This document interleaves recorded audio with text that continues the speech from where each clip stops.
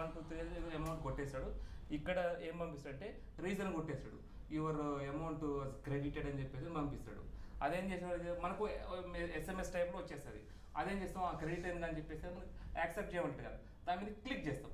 Click చేస్తే ఏమైంది, మన అమౌంట్ లూజ్ అయ్యి వాళ్ళకి వెళ్ళిపోతాయండి.